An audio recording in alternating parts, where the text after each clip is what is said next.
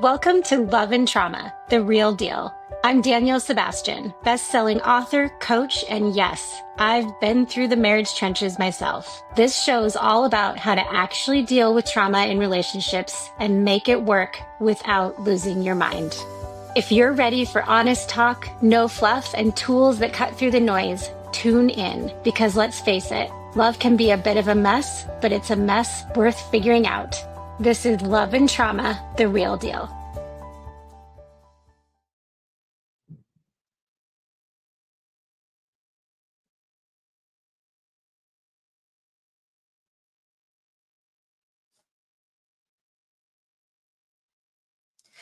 Ever felt like if people really knew what you were going through, they'd leave? If this is you, or if you are the partner of someone who has experienced trauma and you think this is the case, this is the conversation for you. Because today's guest doesn't just talk about resilience, she embodies it. And she's pulling back the curtain on what it really looks like to succeed professionally while silently struggling personally. Sabrina Beer is a keynote speaker, marketing executive, and longtime real estate professional who knows what it means to overcome and keep going. After surviving a devastating car accident that left her in a coma and being told she might never walk again, Sabrina didn't just walk, she danced in heels. Layer 11 major surgeries, over 2 decades of chronic illness, and living with an autoimmune disease, you start to understand resilience isn't a buzzword for Sabrina. It's been her lifeline. She's also a tenured Chicago realtor and a marketing leader at one of the largest title agencies in the Midwest, empowering real estate professionals to grow their business with confidence and authenticity. But behind her success is a deep personal journey, one shaped by trauma that impacted not only her body, but her identity, boundaries, and the way she connects in relationships. And that is what we are talking about today.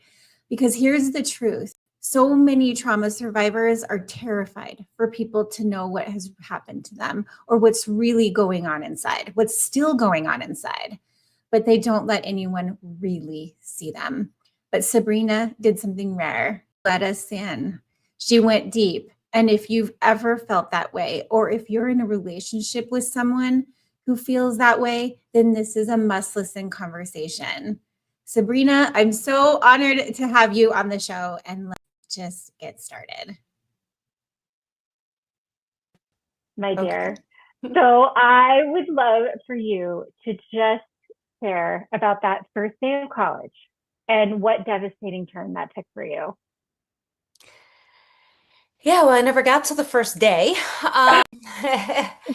Okay. So, I was going to be a first generation college graduate, and I was so excited to go off to college. I grew up in Houston, and I got accepted to Florida State University Seminoles, if any Seminoles are out there. And I was so excited, and I had moved into the dorm. And honestly, even though I was so excited to go, I was so lonely. And after like a couple of days, I like was really missing my family and my friends because I didn't know anyone there, but I was excited about all the possibilities and the parties and the people and all the things, right? The independence. So I met some people in my dorm on a Friday night. School was going to start on Monday. And we were just going to kind of go check out the land, right? Like see where we were going to be hanging out. They were like, "Hey, Sabrina, you want to come?" They all kind of knew each other. They were all kind of from Florida, most of them anyway.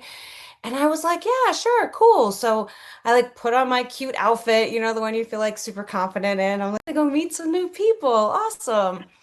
And we went out for the night. And we went to this place called the Late Night Library. I don't know if it's still there or not, but it's a bar. But we were laughing about how we were going to tell our parents that we were at late night library, and all of this stuff. And then I saw we were leaving because we were going to go check out other things. And I saw this big red exit sign, like above the door, right? And that's the last thing. And the rest was kind of told to me. But we were walking across the street and they were kind of in their groups because they all knew each other. And I was kind of like in the middle, kind of so. and a drunk driver came around the corner and rammed right into me. And I ran up on his windshield, he slammed on the brakes, and then he threw me like 100 yards into a ditch on the side of the road. And I was pronounced dead on scene from the paramedics. I can't imagine how tragic that was for Oh those other my. students that saw it happen. The driver took off. And they ended up catching him later. He was under the influence and had this whole rap sheet and all this stuff. But um, anyway, obviously I wasn't dead because here I am. I woke up after being in a coma for a few days in the hospital. And both of my parents were there. And that was not, they didn't live around there. So they came in. And I woke up and I remember like seeing them and feeling like, oh wow, okay, like okay, am I in heaven or am I like what's happening? I like, the beeps of the Because hospital and you all don't this stuff. remember anything after the exit sign. Oh, you know what? I do remember one thing. This is actually an integral What? part of the story. When Okay. the paramedic put me on the stretcher and put me into the ambulance, I don't know if it's my weird sense of humor. I don't know, but I like kind of jolted awake a little bit and I was like, damn, this thing is hard. And the paramedic laughed, like giggled, right? Because like that's the response you're gonna have, And All this. yeah, And all this stuff. My body was that's what you. bruised and bleeding and broken and all this stuff. And I'm like, damn, this stretcher's hard. When he laughed, it made me feel like almost like this weird sense of hope that I've now identified as an adult. But that laugh is what like was like, oh, it's you're okay. Like You're going even to though be I okay. wasn't like okay, but I wasn't dead, right? And so after being in a coma for Oh, a couple of days and waking up in the hospital, I was like, oh, wow. Okay. Like it took, I'm like, where am who I? What told you? happened? Was it your parents? Did they tell you when? Yeah, they told me. I don't really remember You don't exactly how I remember? got all the information and but yeah, people started kind of breaking it down for me. Then what was those days after the coma like, my dear? Yeah, well, I had shattered my tibia and fibula, which are the two main bones between your knee and your ankle of your leg, like literally broken in half, shattered it in Oh, pieces. And tons of other like battle scars all over my body from the windshield or the impact or the ground or whatever. But I remember the doctor saying to me, Sabrina, like, we're going to do what we can do. You're young, your body's going to be able to heal pretty well, but you'll probably never be able to walk really again. And I mm, remember at that moment, I was like, I think I said the F word, but on here I'll say screw it, is what I yeah. said. I'm going to walk again.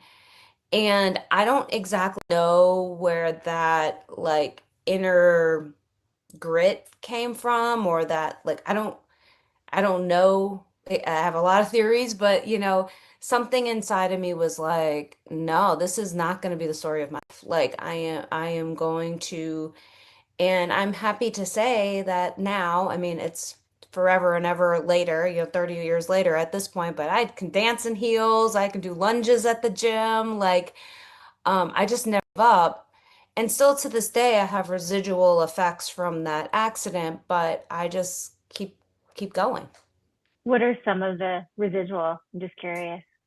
Well, it's interesting because I talk a lot about like trauma and how that like impacts your life and your relationships and that that instance not only was trauma on my body, but it was trauma on my like mental and emotional state because from that point when I was going to rehab 3 days a week, I had to like move back home, go to I ended up going So to a you community never college. went to college. You I never did. went. I Oh, went. you did. But Yeah, and not I that graduated. one. No. Okay, Um, good. That's a yeah. happy. I ended up going to multiple colleges to graduate, but I did end up Okay. going to a community college by the house back in Okay. Houston, and I was on like a walker, but my arms were straightened because my hands were so like uh, cut up and stuff that I had to Oh, strap my arms into the walker with this boot on pain meds and all kinds of stuff, but I was so determined. But I was, so I'm struggling to go to school and I'm going Yeah. to rehab 3 days a week and I'm like not sleeping well and I'm in pain and I'm managing my wounds and at the same time, almost all of my friends, because I went to a high school college prep, like a prep high school, all of my friends were off like living their best life in college. And thank God it was before social media because I didn't have to see it every time I turned on my phone. Oh, But still, the phone calls and the pictures and the emails, and when they came home, like for that winter break, and all of those things, it was kind of trauma. It was not even kind of, it was very traumatizing. And I own that. Like just where you think your life is going to go this one, and then you literally have this like roadblock, and it's not going to go that way anymore. So I never got to experience that type of college lifestyle. Um, but I'm alive and dancing. Right. It's confusing because you're like, I'm thankful to be alive, but man, that's watch everybody go into, not having those things, living their best life. I bet that was really hard. Yeah, it was. It was very challenging. I was in survival mode, right? Yeah. So I wasn't really necessarily 100% thinking about it logically, right? I was Right. just like, God, I'm missing out on all this stuff. And why me? Why me was huge. Like, why I have to get hit by the car? Why couldn't I have the college experience that all of my classmates were having? Like, why me, right? That was overplaying over and over and over and over again. And I don't know, everybody has different theories, but once I kind of recovered from that, I ended up being diagnosed with an autoimmune disease. And there is science that backs that autoimmune diseases, if they're genetically in your system, can come out with high stress situations. And obviously, that was very high stress, as all kind of traumatic events of our lives are. And then I ended up kind of chronically ill for 5 years. So, yeah, it's been an interesting ride. Do you, did you end up, just tell me what some of the trauma effects were? Did you just keep everything in? Were you just in survival mode? Did you not ask for help? Tell me what some of those Yeah. things were.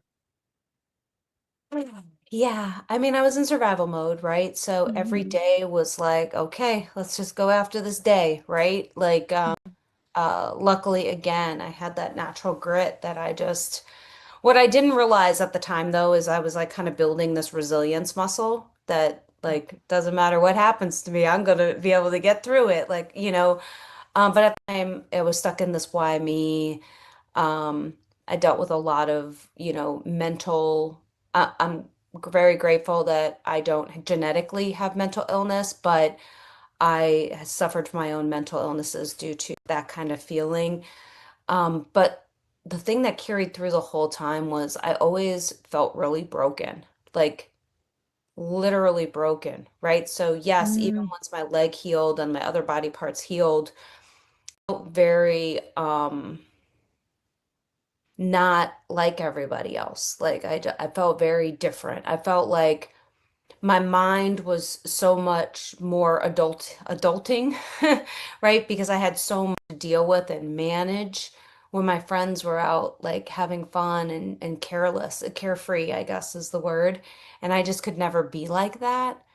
Um, Was and it kind of so like waiting for the next shoe to drop?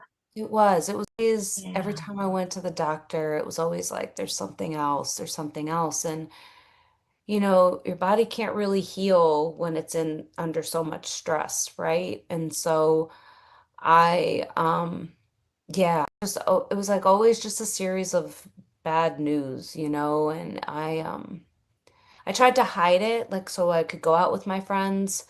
I canceled a lot, so a lot of people thought I was super flaky, but really it was just my body wasn't capable.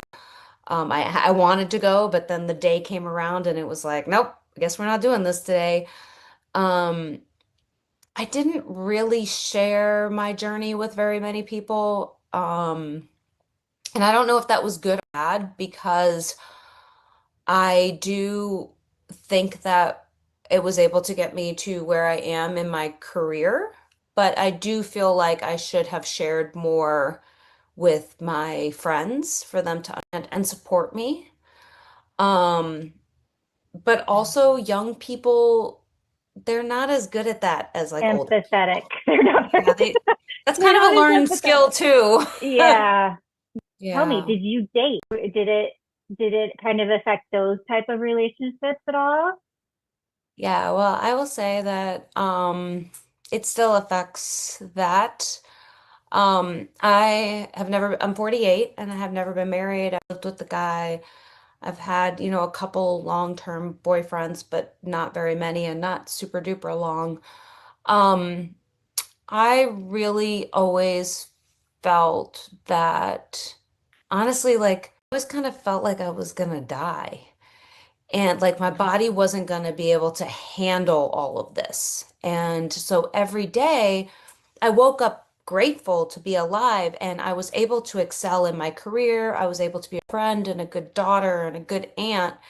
But when it came to that one-on-one connection where somebody had to choose me, it wasn't so much about me choosing them, but somebody had to choose me to be their person.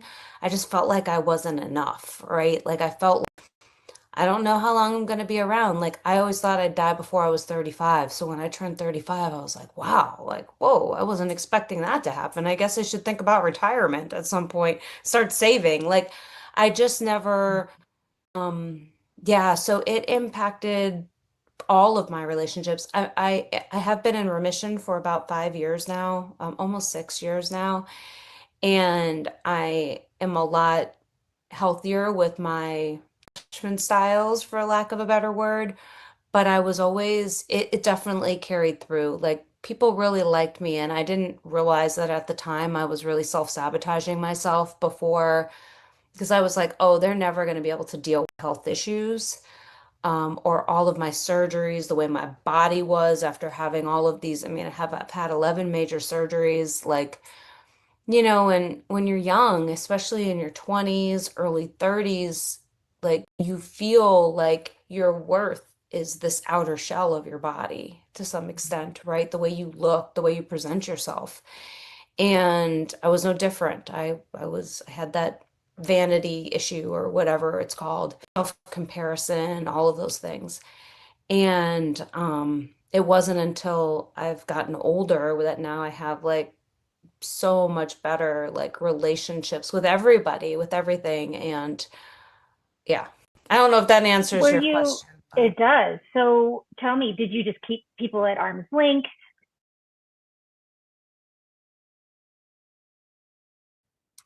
yeah, I had my family, I'm really close to my family, so they knew everything. I have still to this day a couple of, girlfriends that kind of knew a lot. But when it came even to friendships, like I would throw myself a birthday party every year and there'd be 75 people there, right? But they were like all acquaintances, right? They weren't really, I never really had this like tight circle because I didn't want to be seen as broken. I didn't want to be seen as less than. I didn't want to be seen as one of the things I say is I didn't want to be seen as the injured lion in the pack. Um, and that worked out really well for me professionally, right? Like professionally, it was like, yeah, I was a competitor, I was fierce competition, like, all this stuff, right? But what I didn't realize until later in life that I was doing the same thing to my personal relationships and I was showing up like that. And I wasn't, and when it came to men, like, gosh, if I really tell them who I really am, if I really tell them that, like, I have diseases that are never going to be cured, like, I have issues that are never going to get better, I've had surgeries that are never going to go away, that they wouldn't, I just felt like nobody would really accept that. So I would either find things wrong with somebody, I would push them away, I'd be like, well, you don't, you're going to be able to handle it anyway. But I never told them what it was that they needed to handle, right? Like, and so I would just kind of pushed everybody away. But What you would was it never like? know from the outside looking in, because like I said, I had Right, tons of friends. right. What was it like to date you? Well, I'm fun. No, it was really fun because Yeah, everything was it was surface level, right? fun. There was no depth. Right. So I was like, Super let's go have a fun. good time. Yay. Because that was an outlet too. I got to pretend I was normal, right? And, one of the thing of having, I don't know, it's a big umbrella, but like an invisible illness is you can be out in the world and look like nothing's wrong, right? So when took about almost 2 years for me to be able to walk normal again. Once that kind of handicap was gone, I looked like everybody else my age, right? And so it was kind of nice for me to go out with my friends or go on a date and be fun. But then as soon as somebody wanted to talk about something serious, I subconsciously like just didn't let that really happen. And so you've been in for the autoimmune, for in remission for, you said, 5 or 6 years. Hmm. Has that felt good? What is this like? Do you Yeah, feel? it's cool. Yeah. The crazy thing about it is because I was in survival mode for so long and I was sick for so long, I actually had to grieve that person, that sick person, because I didn't really know how to function in life as a healthy person. Like, and I'm not like 100% healthy. I still have tons of residual effects I have to deal with Yeah. on a basis, but I'm not sick. I'm not in pain. I'm not like going to the doctor every other day. Like, I'm not in the hospital all the time. And I had to grieve that girl because I was good at that. Like I ended up graduating from college. I became a top producing realtor in the city of Chicago. Like I ended up accomplishing all these, I traveled the world. Like I ended up accomplishing all these huge goals as a sick person, and I didn't know how to do it, be a healthy person, if that even makes sense. And so it It took does. the first It couple of years does. to like, what? So was it kind of like you had to realize, like, now that I've done all these things while being sick, this is a new chapter for me and I don't know what to do. Girl, it's not even a new chapter. It's like a whole new novel. Like it's like a whole new character to some extent, right? Like it's the way I live my life is so different. Like I go Tell to the me. gym all the time Yeah. now. When I was sick, I never had the energy to go to the gym. My body didn't have the strength to do those things. I'm able to be more proactive about my health, right? I'm able to like research things and be like, oh, I'm feeling a little off. Maybe I need to add vitamin D to my life, versus constantly being reactive to whatever the new symptom is, whatever the new thing is, whatever the doctor tells me, whatever just happened. And so that's really cool, but that it impacts my whole entire life. Like I'm able to have like make plans, like real plans, like or have a routine, like a morning routine, let's just say. When I was sick, I never knew how I'd feel every morning, right?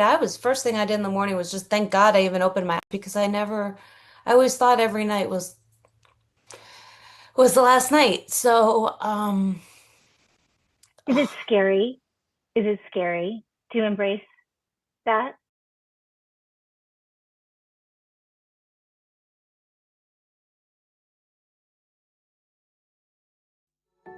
Banging your head against the wall trying to navigate the complexities of a relationship impacted by childhood trauma, it doesn't have to be this daunting. When you're married to a partner with unresolved childhood trauma, it can feel like you're walking on eggshells, never quite knowing what will set them off. No matter what you try, it feels like there's always something triggering another emotional response that seems completely out of context. And the harder you try to fix it, the more discouraged you feel. So what's the issue here?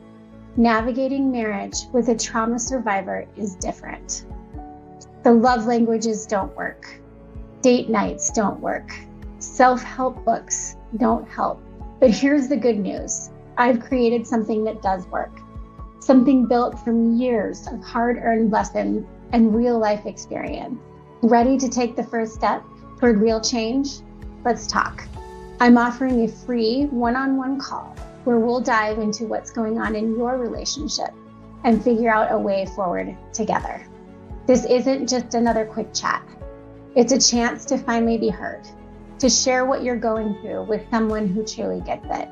No judgment, just real support. So if you're ready to start making sense of it all and find a little more peace in your marriage, book your free call now. Your happiness, your peace, and your relationship are worth it. Let's do it together.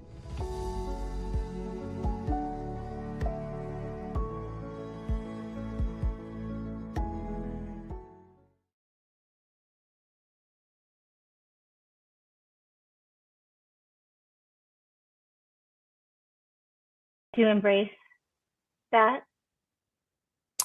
Yeah, sorry. Yeah, every day I have to talk to myself because it's not cured, right? I'm just in remission. No, you're just And constantly waiting for that other so huh? I'm not anymore, but I did Okay. spend some time just like, gosh, you got me crying. You're good, you're good. Thank you for sharing all this. Yeah, no, Thank you. if it helps one person feel like, "Oh, wow, really? Like I did that, or I can do that, or wow. Um, yes, it's scary because one is I feel I'm starting for the past 5 years, it's been like this new life, right? Where, like I said, I feels like a whole nother book. And so that's a little scary to, yes, I have my career and yes, I have the people, but even friendships have changed. Sometimes people are like, you don't really know your friends until you've been through something tough, right? Who sticks by, Oh. which is true. But there's also relationships where people like you because you are kind of broken. And once you start excelling, they don't want to be friends with you as you excel, which is a very funny, weird thing Oh. that I never experienced before because I was always the sick girl. And that's been interesting. I've lost a lot of friendships recently, in the past 5 years, or just have gone away. Um, I've gotten friends. Like it really is like this transformative. But yes, I'm always scared that when is it going to come back? Like if I start feeling a little like off, I'm like, oh my God, am I sick again? Is this the beginning of the next, the round or whatever? But I try not to think about that anymore because I can be in a remission for the rest of my life. Who knows, right? Yes, Like, so yes. I'm just trying to be very proactive about my health, which is, I believe everybody should. I'm like making sure I'm getting the sleep, keeping my stress low, making sure I'm happy and grateful, and vitamins and exercise and movement and community and all the things. So I can just do my part. At least I won't feel guilty that if I do get sick again, that it was something I did. Oh, yeah, girl. No. So it's a lot, and it's a lot, Yeah. and I still struggle with it. Like to continue your question from earlier, relationships, Mhm. specifically dating, um, it's still like a lot for me. Like, and because I'm so used to spending my whole entire life dating very casually and having fun and being, oh, super cool and Sabrina's super chill. I still want to be like that, but at some point, I have to have some of these harder conversations because I need to know, is dude gonna still be around? You get sick again, right? And not that you can say, hey, are you gonna be around if I get sick? You know what I mean? But Well, there's, you haven't showed anybody the real you. Yeah, that's yeah. scary. My last relationship, which has happened since I was in remission, I think I really, for the first time in my life, I think that was the first time I ever was really truly vulnerable and really showed a significant other like I am. And I did have a little outburst thing or whatever you want to call it. And I ended up in the hospital for a few days. So he did get to kind of get a glimpse of what that would look like. And he still You stuck let him around. come. You let him help you. I did. That was hard. That I know. I can tell. You're like, I actually let him come and see me. Yeah, that was hard Good because job. literally Yeah. I was dating a guy like back in the day and I had to have a major surgery and I told him I was going out of the country for 3 months and I wanted to know if he would still date me when I got back from this out of the country. I mean, come on. Out of the country? Like what? Oh, honey, that's so exhausting. I'm exhausted for you. Oh, no Oh, wonder I sleep so much, I guess. you that's fun. That's sleep from all that. Yeah. And so tell me, what have you done? Did it really, have you been doing work all along? Yes. Tell me, like, do you do talk therapy? What kind of stuff? Yeah. So, I recently started doing more talk therapy, mainly because that last relationship I just told you about kind of started when my remission started. Mhm. And so when it ended, psychologically, I had my health tied to my relationship with him. So when that relationship ended, subconsciously, I thought, oh, I'm not going to be healthy anymore. You're gonna go get And sick. I spiraled. And so I did EMDR. Okay. You know EMDR? It's like where Uh-huh. yeah, so you're like connecting the left side of your brain, the right side, like the logical side of your brain, the emotional side, like they're not like connected. And it's like a light therapy for people that don't know. It's a light therapy. And I was Good like, this thing. is woo-woo shit. I'm not like, oh, sorry. This is some Yeah, woo-woo stuff. Like this is never, and she's like, you have to be open-minded. I was like, well, I'll do anything because I can't stop crying. So exactly. give it to me, you know? Whatever. It changed my Yeah, life. It like really. literally the logic started coming in like, no, Sabrina, your health is not attached to this man. Like your the way you're living your life now is not attached to him. No, he didn't help you get better. Like, no, he didn't help you be proactive about your health. No, and that was Mm. huge. And so I continued to Tell go me to just quickly, do you do EMDR for a while and So I then did it twice and it worked twice? super well. And now kind of just one of the tools in the toolbox. So Uh-huh. I continue to go to therapy. Now I only go to therapy like once a month, to be completely honest. Okay. As far as like talk therapy. And Uh-huh. it's one of the tools in the toolbox. Like we'll be talking about, she'll, maybe we should do EMDR on that, like, and so Okay. it's just a tool now. Okay. And Do same with you talk do therapy. talk with the EMDR Mhm. to be able to put the what I forgot what you said, the The rea reality, the logic, reality, reality and the logic, emotion. logic Yeah. together about what parts you were thinking that weren't logical and put them together. Okay. Thank you. Yeah. And then yeah, for me the gym is really therapeutic. So I go to the gym a lot. Some people say I go too much, which I don't think is a thing, but I think just because my whole life I never really did that. But there's something about, and I just mean like the gym in general, but like there's something about the strength of your own body. Like I like to lift heavy weights. And that just is like our bodies are so resilient and they are strong even when they're weak. Like they're so strong. Like we just have this one body for our whole entire life. Like it's crazy how like resilient it is, right? And when I'm It at the is. gym or taking Pilates class or whatever the case is, it like reminds me of like, wow, like I was saying, I can do lunges and it's like, wow, at one point I was told I'd never really be able to use this leg again, And it's like, so that is that. The other thing that I really do is try to live in a state of gratitude, and I think I've always tried to live this way. So I have one of those people. I have a gratitude journal, and maybe not every day, but I try to write most nights, and I just write down 3 things that I'm grateful for. And when I'm having a bad day, sometimes it's hard. And sometimes it literally has to be, I woke up this morning, I have food in my refrigerator, and I was able to go to work. Like sometimes Yep. that's all it is, right?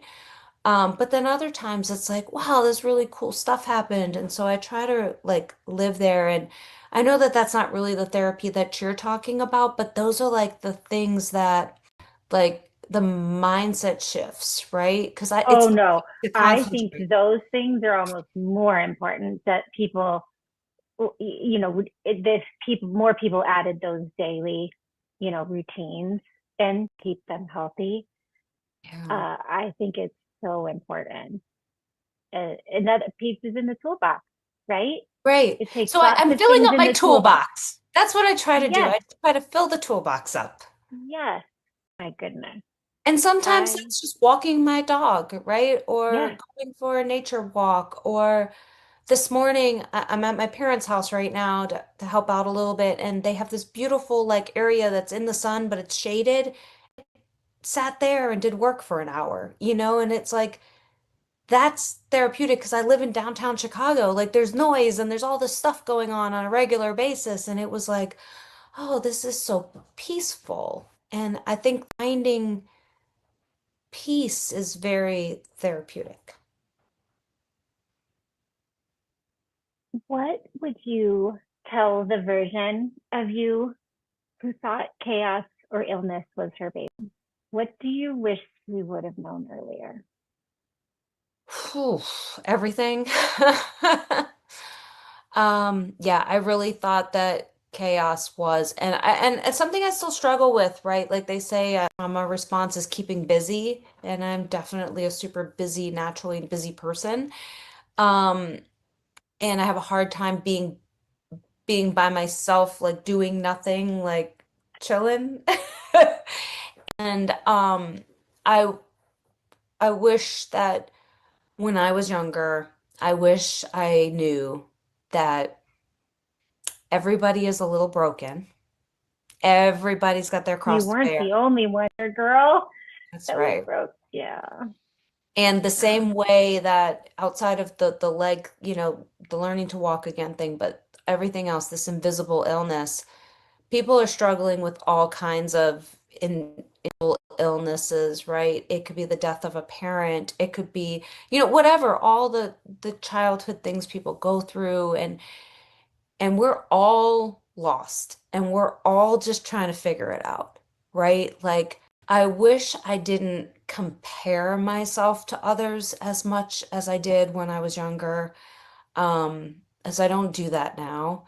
And it's even harder now, and I feel bad for the young people because with social media, it's all in your face oh, all the time, I know. and it's got to be so much more difficult. But I just wish that I knew that nobody has it all figured out. Everybody's winging it. Everybody's got their things, and nobody's perfect. I mean, we always say, well, we know nobody's perfect, but in my brain, I really thought like everybody was perfect by me, right? Why do I have to be short? Why do I have to live here? Why do I have, everybody's got like a thing. And I just wish that I really knew that when I was younger. Do you wish that you had asked for more help? I I'm wish I curious. would have let a couple more people, like, I don't really believe in telling everybody everything about your life. I don't know that I would have made it, like I said, as far in my career if I showed up Mm, like that to everything. yeah. But I wish I would have let some of those relationships that I had with men, I wish I would have been a little bit more vulnerable because I was making the decision for them. I wasn't letting them make the decision about me. And same with my girlfriends. Like, I wish I would have told more people what was really going on with me. I just really hated when I was having a good day and I would go out to dinner with some friends and they'd be like, "Oh, how are you feeling?" I don't want that. Like I want to feel normal for the day. But I feel like I could have communicated that to them instead of just not telling them. Yeah. Or and then trying to hide it, I'm Or sure. hide it. The Right. bad Or days. going out and feeling like absolute crap. Right. And And putting on the brave face. yeah, because there's so many things. Like I found out when I was 28, due to all of this, I couldn't have kids. And it's like, I never talked about that with anybody. Everybody was out partying and, dating. And here I am mourning the fact that I'm never gonna be a mom like that, right? Like there's just so many little things that I wish maybe I would have told a couple people instead of like carrying it by myself. Yeah, that's it's I I just know that holding all that in comes out eventually, right? It In the does. negative, usually in the body, It physically does. and emotionally. Oh, so thank you. Yeah, I And feel like so, maybe I wouldn't have gotten as sick as I was if I would have let some of that out. yeah, you do wonder. You do wonder. Well, thank you for sharing that because that's exactly if people are hearing your story and they're in that stage, yeah, I hope that, that part of your story will help people think about, am I doing this? Could I do better at this? So thank you so much. Yeah, And thanks. tell me just a little bit about your career because you made it to college, first generation, right? I did. And now, Yeah, so I ended up graduating somehow. Like I said, I went to four different colleges before. hey, whatever. I mean, whatever it took, I didn't give up. That's the whole Yeah, point, you know? Um, and I got my degree in mathematics, which makes it sound like, oh, but it was the only thing that clicked for me. And smarty pants. after Okay. four schools, I had to be like, what's easy to me? And I was like, math. And I was like, what are you going to do with math? I was like, I'm not sure. Um, but yeah, throughout the road, anyway, I ended up as a realtor in Chicago right before the housing crisis happened. And my math degree came into play because I started specializing in short sales and foreclosures, which were pure numbers things, and my career catapulted. And now I do Oh, education and training and workshops for real estate professionals. A lot about like affiliate companies and how to build relationships with real estate brokers and all of that kind of stuff. And I am currently, I speak about that nationally, but now I'm moving more towards like sharing my story in hopes to help others on stages versus just real estate stuff. So that's a new journey of mine that I'm trying to navigate through currently. oh, I love that. I think that there is so much power in your story. And thank you so much for being able to share that and be so vulnerable. What advice do you have for these high achieving women who are doing all the things right outside, but see on the outside, but secretly feel like they're in survival mode?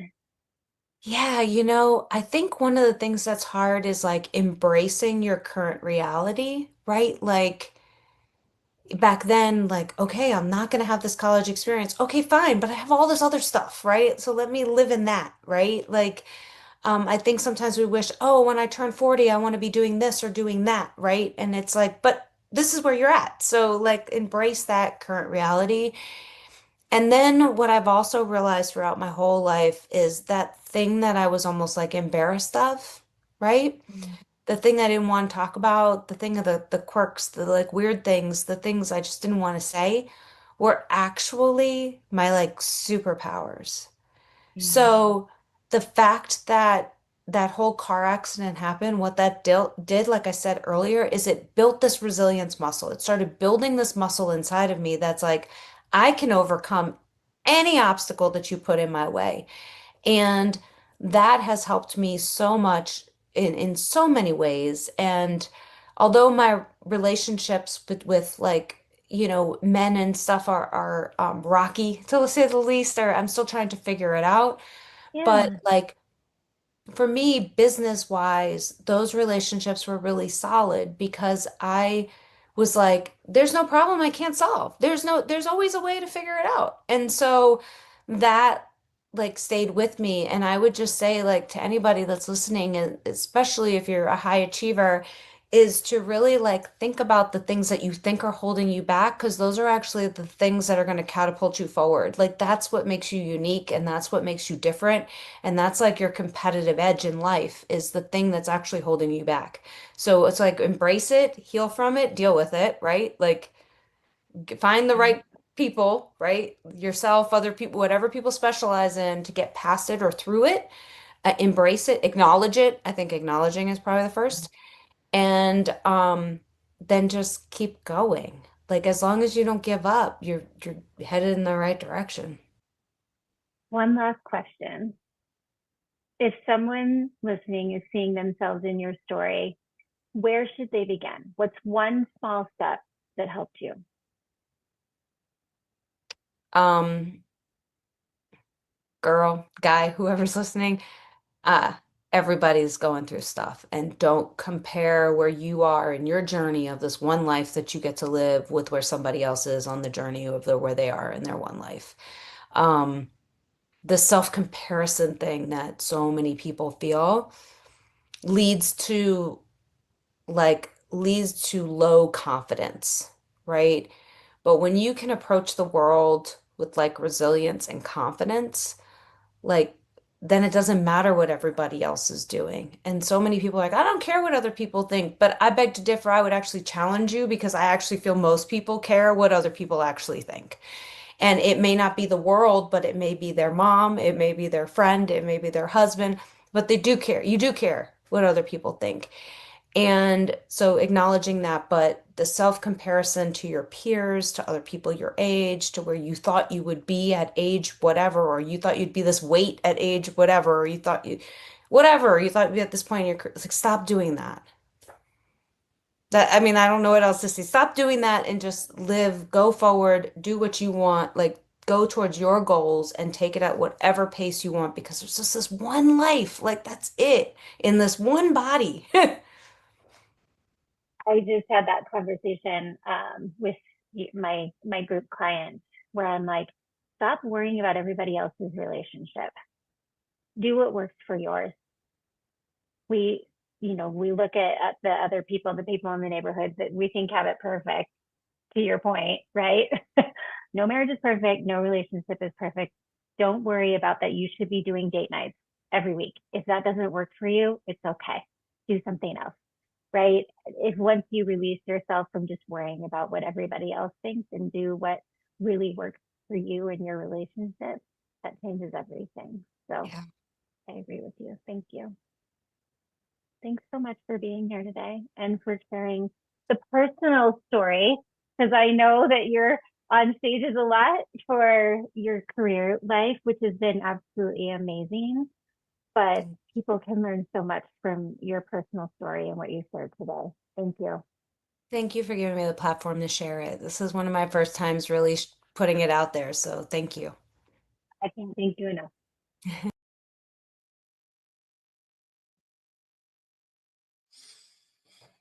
This episode hit me deep because being married to someone who's survived trauma, I've lived this. For years, I couldn't figure out why my husband would pull away right when things felt good. Just when we'd hit a moment of real intimacy or connection, boom, distance, disconnection, and what even felt like sabotaging the relationship. And I used to take it so personally. I'd think, why won't he let me in? Doesn't he trust me? Don't I matter enough? But the truth was something I couldn't see until later. He did love me. He just didn't believe he deserved that love. He thought happy, healthy relationships were for other people, not for someone like him. He was scared that if I really knew what had happened to him, I'd leave. Sabrina's story resonated because she gave language to something I've seen over and over in my own marriage and in the women I work with every day. So here's what I want you to take from this conversation. You can be high functioning and still hurting. Sabrina is proof, and so are so many of you listening. Success doesn't mean you've healed, it just means you've learned how to carry it well. But carrying it alone isn't the answer. Number two, hiding your pain doesn't protect you, it isolates you. So, whether it's illness, trauma, or shame, when we hide the parts of ourselves we're afraid are too much, we also block the connection that we're all craving. Sabrina's story and mine show how powerful it can be when you finally let someone see the real you. And number three, healing isn't just about surviving, it's about becoming. Sabrina had to grieve the version of herself who was always sick. And my husband had to let go of the belief that love always ends in pain. It's scary to step into something new, but that's where real change begins. So if you've ever felt like you're too much, too broken, or too hard to love, please know you're not. You're just in the middle of becoming. Thank you so much for joining today, and I'll see you next week. All right, that's a wrap for today on Love and Trauma, the real deal. Big thanks to my guests for sharing their insights. Couldn't have done it without you. Now, for those of you looking to take this journey further, I've got something special. Head to my website to grab Real Tactics, Real Healing, a survivor's playbook for navigating a relationship with a trauma survivor. It's packed with everything you need to know, do, and say to navigate the emotional minefield, find your balance, and regain your self-worth and happiness.